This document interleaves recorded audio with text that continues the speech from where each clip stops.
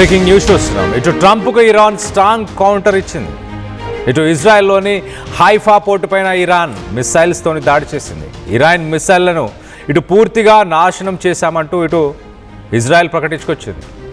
Trump ఇటు Iran పైన దాడి చేసిన కాసేపటికే ట్రంప్ ఇటు ఇరాన్ దగ్గర ఎలాంటి వెపన్స్ లేవంటూ ప్రకటించిన కాసేపటికే ఇటు ఇరాన్ ఇజ్రాయెల్ పైన దాడి చేసింది. ఇరాన్ తమతో ఒప్పందానికి రావాలని, లేకపోతే ఆ దేశాన్ని ఒక స్టోన్ ఏజ్కి అంటే రాతి యుగానికి తీసుకెళ్తామంటూ ఇటు ట్రంప్ మాట్లాడుకొచ్చాడు. యుద్ధంలో ఇరాన్ భారీగా నష్టపోయింది.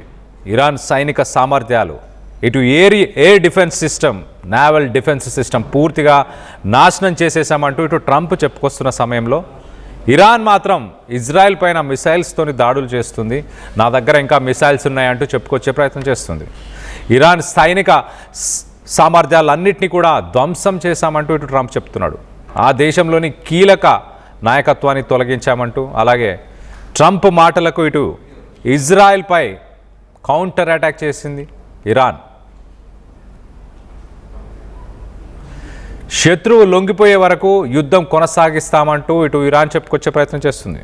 ఓవరాల్గా మనం చూస్తే ఇటు గడిచిన 30 రోజులు ఇటు అమెరికా ఇజ్రాయెల్ తీసుకున్న మిలిటరీ యాక్షన్ వల్ల ఇరాన్కి సంబంధించిన ఏరియల్ డిఫెన్సెస్, అలాగే నేవీకి సంబంధించిన షిప్స్ వీటన్నిటిని కూడా ధ్వంసం చేసేసాము. ఇంకా వాళ్ళ దగ్గర క్షిపణులు కూడా లేవంటూ ఇటు ట్రంప్ ఒక స్టేట్మెంట్ ఇచ్చిన కొన్ని నిమిషాలకే, కొన్ని క్షణాలకే ఇటు ఇరాన్ బదులిచ్చే ప్రయత్నం చేసింది. ఇరాన్ ఇమీడియట్గా ఇటు ఇజ్రాయెల్కి సంబంధించిన హైఫా అనే పోర్టుని ధ్వంసం చేసింది. దానికి సంబంధించిన విజువల్స్ని మనం చూస్తున్నాం. ఆ హైఫా అనే పోర్టు దగ్గర ఏదైతే మిసైల్స్తో స్ట్రైక్స్ జరిగినాయో ఆ విజువల్స్ని రైట్ సైడ్ బాక్స్లో మనం చూస్తున్నాం. దీనికి సంబంధించి మరింత డీటెయిల్డ్గా మాట్లాడుకునే ప్రయత్నం చేద్దాం. ఇటు సిరీస్ ఆఫ్ ఈవెంట్స్ని కూడా చెప్పే ప్రయత్నం చేస్తాం. ఇటు డొనాల్డ్ ట్రంప్ జస్ట్ ఇరాన్కి సంబంధించిన మిసైల్ ప్రోగ్రామ్ పూర్తిగా డెస్ట్రాయ్ అయిపోయింది అమెరికా అలాగే ఇజ్రాయెల్ మిలిటరీ యాక్షన్ వల్ల. గడిచిన 30 రోజుల్లో మేము చేసిన స్ట్రైక్స్ దాదాపు 12,500 డిఫరెంట్ లొకేషన్స్లో అమెరికా ఇజ్రాయెల్ దాడులు చేసింది. ఆ లొకేషన్స్లో ఇటు ఇరాన్కి సంబంధించిన డిఫెన్స్ సిస్టమ్ అంతా నాశనం చేశాము. వాళ్ళ ఫ్యాక్టరీస్ని నాశనం చేశాము. ఎక్కడైతే ఈ డ్రోన్స్ మిసైల్స్ని తయారు చేస్తున్నారో ఆ ఫ్యాక్టరీస్ని కూడా నాశనం చేసేసాము.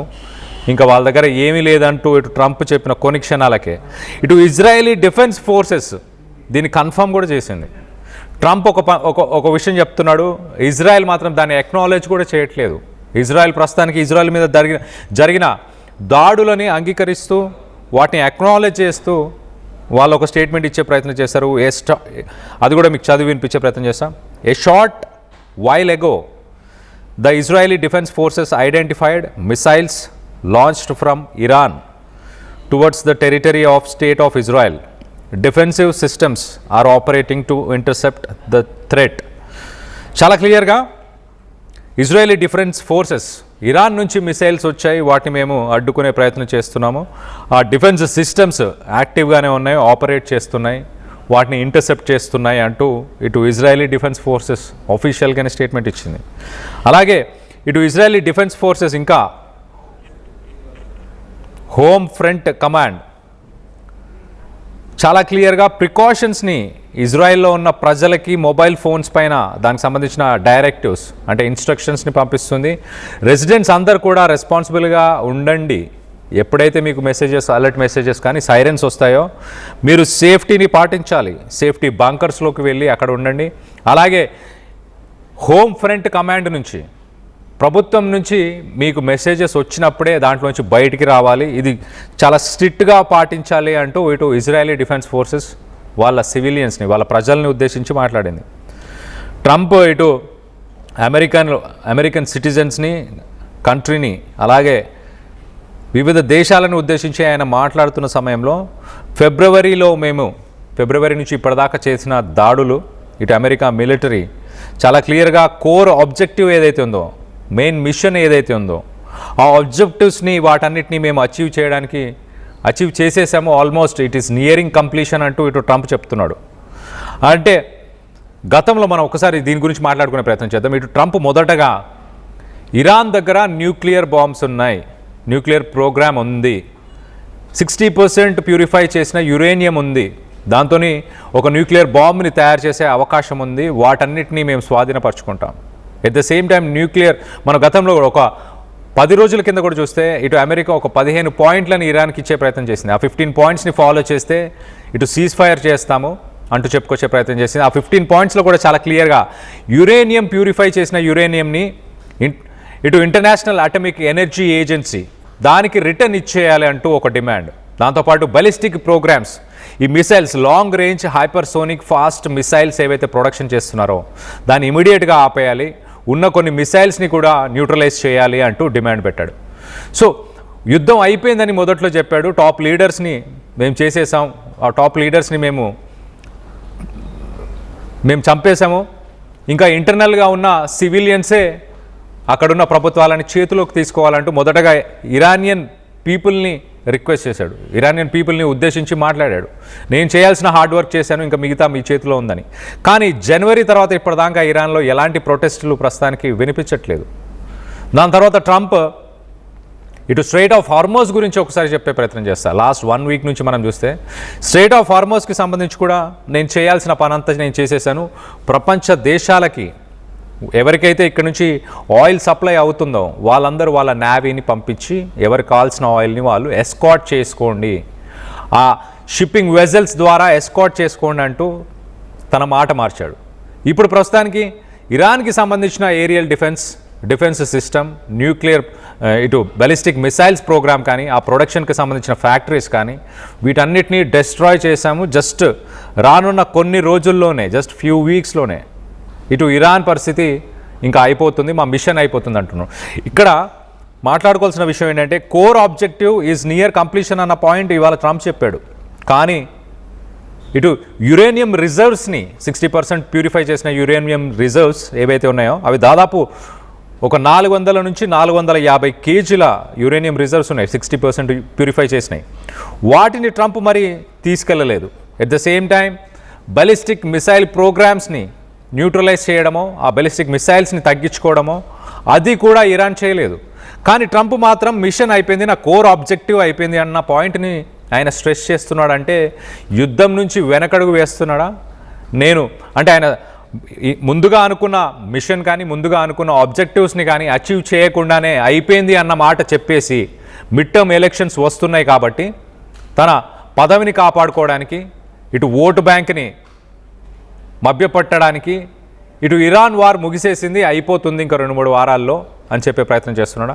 అనలిస్టులు, డిఫెన్స్ అనలిస్టులు, జియోపొలిటికల్ అనలిస్టులు చాలా క్లియర్గా ఇటు ట్రంప్ ఎగ్జిట్ ప్లాన్ కోసం వెతుకుతున్నాడు అంటూ చెప్పుకొస్తున్నారు. మరోపక్కన United Arab Emirates, Saudi Arabia ఇలాంటి కంట్రీస్ మాత్రం యుద్ధాన్ని కొనసాగించాలి అంటున్నారు. స్ట్రైట్ ఆఫ్ హార్మోస్ పరిసర ప్రాంతాల్లో ఇటు Saudi Arabia, United Arab Emirates అలాగే ఇరాన్కి మధ్యలో ఉన్న కొన్ని ఐలాండ్స్ పైన ప్రస్తుతానికి ఇరాన్ వాటి కంట్రోల్లోనే ఉంది. ఆ ఐలాండ్స్ అన్నీ ఇరాన్ కంట్రోల్లో ఉండడం ఇటు యునైటెడ్ అరబ్ ఎమిరేట్స్, సౌదీ అరేబియాకి ఇష్టం లేదు. వాటిని ఎలా అయినా స్వాధీనం చేసుకోవాలన్న ఉద్దేశంతో అట్లీస్ట్ వాటినైనా కైవసం చేసుకుందాం, వాటినైనా స్వాధీనం చేసుకుందాం అంటూ ఇటు ట్రంప్ని ప్రెషరైజ్ చేస్తున్నాయి యునైటెడ్ అరబ్ ఎమిరేట్స్ అలాగే Saudi Arabia.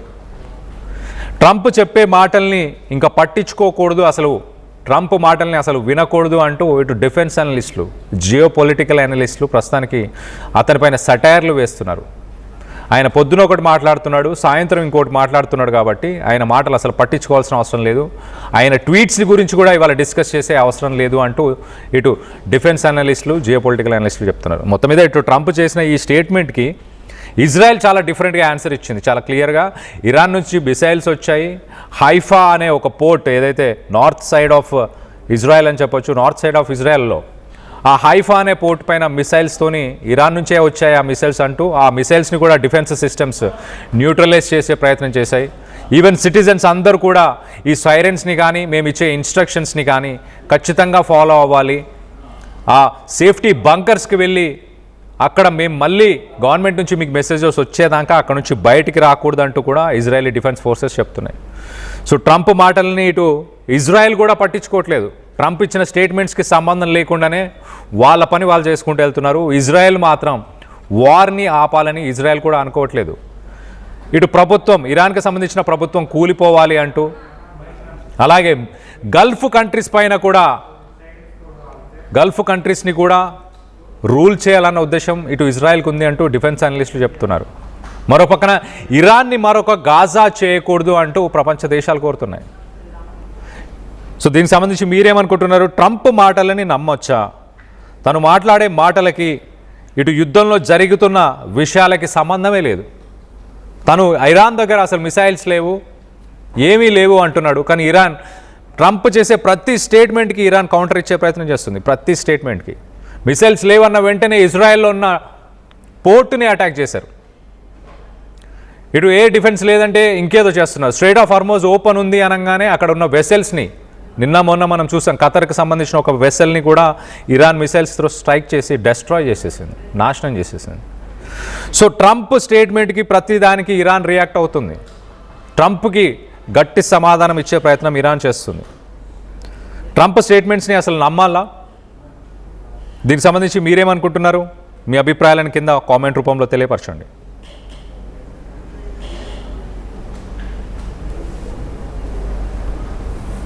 I can say tonight that we are on track to complete all of America's military objectives shortly, very shortly. We are going to hit them extremely hard over the next 2 to 3 weeks.